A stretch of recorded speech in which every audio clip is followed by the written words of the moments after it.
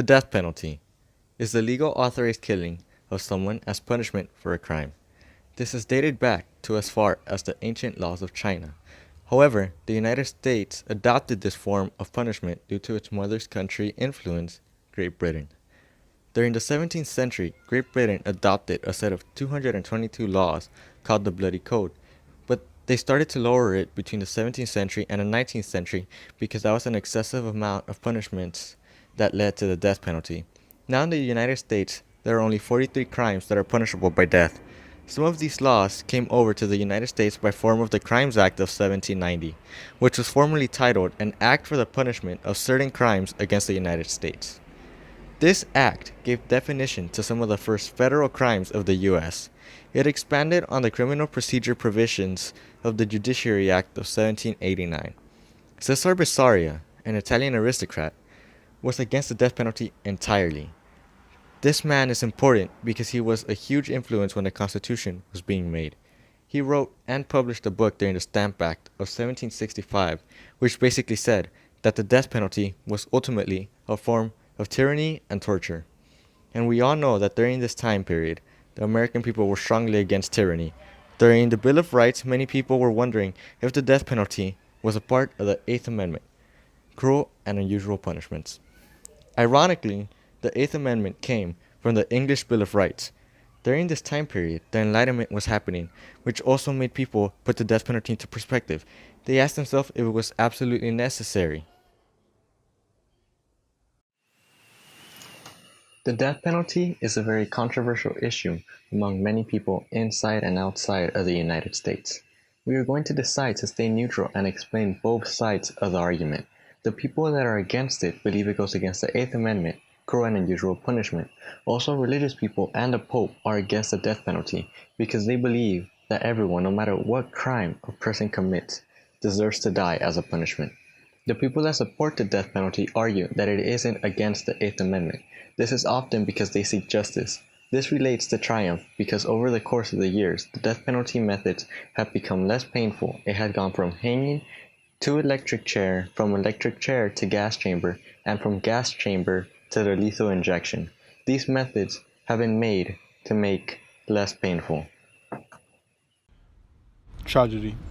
The death penalty can be seen as a tragedy due to some religions. For example, in the religion of Christianity, the sixth commandment of the Ten Commandments in the book of Exodus and Deuteronomy, it says that thou shalt not kill. Christians believe that this is a God-given right, which also belongs to criminals no matter what crime they have committed. Pope Francis said that this Bible verse has absolute value and applies to both the innocent and to the guilty. Pope Francis also said that the Roman Catholic Church would work with determination for the abolition of capital punishment worldwide. However, this can be a huge issue when it comes to Catholic centers who have overseen the death penalty in the past. For example, some senators could be morally conflicted due to the Pope's new decision about the Catholic Church's stand against the death penalty, since it's leaning towards a more pro-life stance, and their personal beliefs and the beliefs of the people they represent. Another reason the death penalty is tragic is due to many of the inmates that have been through execution. The event has gone horribly wrong. An example of this is Frank James Kupla's execution in August 10th, 1982. These executions are called botched executions. During Kupla's execution, an attorney who was present stated that it took 55 seconds of jolts of electricity to kill him. He also stated that on the second jolt produced, the smell of burning skin was given. Eventually, his head and his leg caught on fire. Another botched execution was that of Jimmy Lee Gray that happened on September 2nd, 1983. During this execution, Jimmy Lee Gray died at the gas chamber. He was killed in a gruesome way, however. The room was cleared 8 minutes after the gas was put in the chamber. However, reporters watching counted the moans Gray took, 11. They watched him struggle and gasp for air. However, he did not die of gas inhalation. He died from banging his head on a steel pole. The triumph of the death penalty is how the methods have been becoming less painful since it was created. The American government has stated that the death penalty doesn't go against the Eighth Amendment.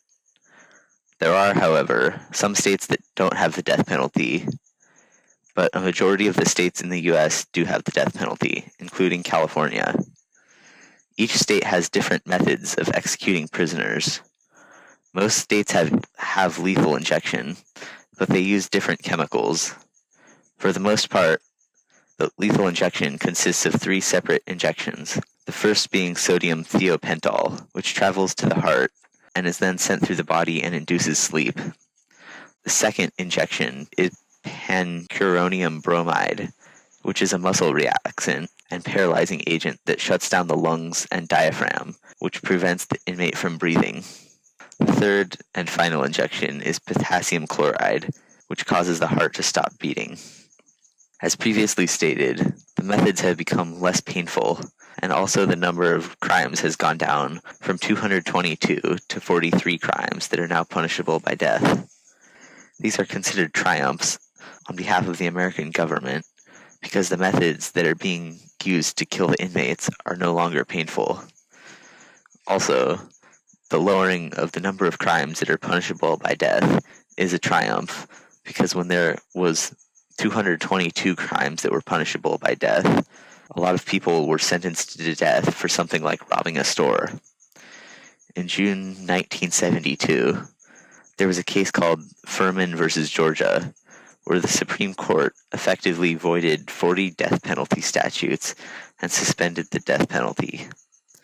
This lasted for 10 years and was reinstated when the states started to write new statutes that were no longer unconstitutional, allowing the death penalty to be reinstated. During this year that the death penalty was reinstated in 1977, the first lethal injection method was created. It wasn't used until December 7th, 1982 in Texas. This event that occurred shows how the death penalty is important for states because they believe that there are crimes that should be punishable by death. The states fought back and managed to reinstate the death penalty to make it constitutional.